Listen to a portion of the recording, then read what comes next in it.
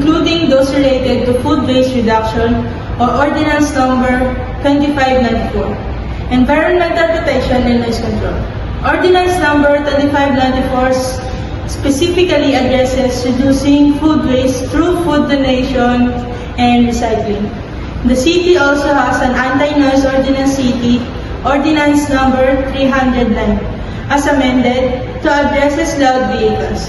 Environmental ordinances like those related to littering or City Ordinance 1361 aim to promote a cleaner city with penalties for violations.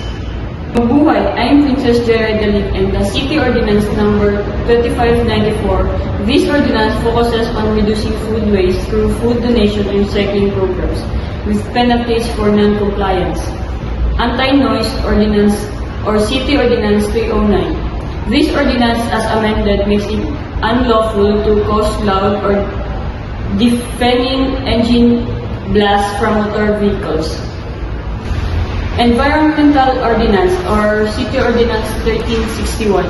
These ordinances aim to protect the environment and promote cleanliness within the city.